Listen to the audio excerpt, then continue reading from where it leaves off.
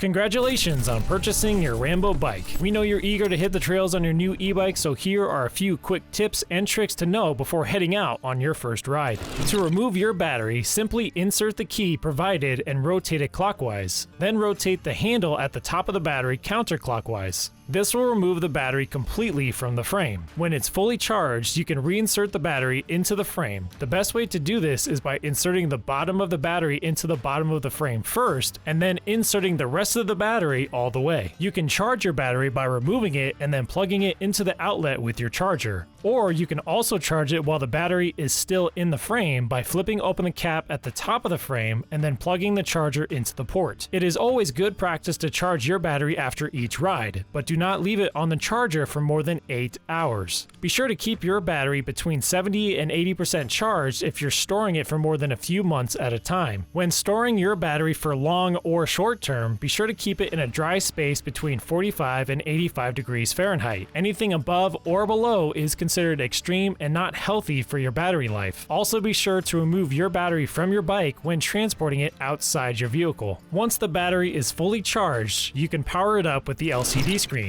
To do this, press and hold the power button until the display turns on. The plus and minus buttons will allow you to adjust your power assist level on your bike. Tapping on the plus button will increase your power assist level, and tapping on the minus button will lower your power assist level. You have 5 different power assist levels, with 5 being the highest. When you're riding and you come to a complete stop, your power assist level will automatically drop back down to 0 after 10 seconds. You can turn on your headlight by holding down the light button at the very top. You'll know when the light is on by noticing the light icon on the very top of the LCD screen. You can cycle through your different display modes by pressing the I button, and then you can simply power down the LCD screen by holding down the power button. In pedal assist modes 1 through 5, you can use the thumb throttle on the handlebars to help propel you along. On the other side of the handlebars will be your shifter. Your e-bike comes with 8 gears, with 8 being the highest gear and 1 being the lowest gear. Lower gears are good for climbing hills, and high gears are good for higher speeds. To shift into a lower gear, press forward on the thumb paddle until you hear a click, and then to shift into a higher gear, press down on the finger paddle until you hear a click. You can see which gear you're in by the sliding indicator. This may take some practice, but shift accordingly to your terrain. The brake light will turn on automatically when applying either the front or rear brakes on the handlebars. Before adjusting your seat, keep in mind there is a minimum insertion length marked on the seat post. Adjust the seat post height so your knees are almost locked out at the bottom of the turn. To do this, you can sit on your bike while stationary and pedal backwards. There should be a slight bend in your knee as shown. This means your seat post height is set correctly. To maximize comfort, you want to adjust your handlebars in a way that feels most natural and practical. This may require adjusting your handlebars with the provided Allen wrench. Loosen the bolts slightly so you can rotate your handlebars back and forth. Once you have a comfortable position, you can then tighten the bolts back down. Ideally, you want your wrists to be straight when touching the brakes. Not too high, not too low, and your elbow should be slightly bent when holding the handlebars as shown. You're also able to adjust the height of the overall position of the handlebars. To do so, use the provided Allen wrench to loosen the bolt on the front end underneath the handlebars. You can then position the handlebars where it feels most natural, and then tighten the bolt back down with the provided Allen wrench. Before riding, you should always check your tire pressure. You may need to add more air. Ideal riding air pressures may vary depending on terrain, but 7 to 15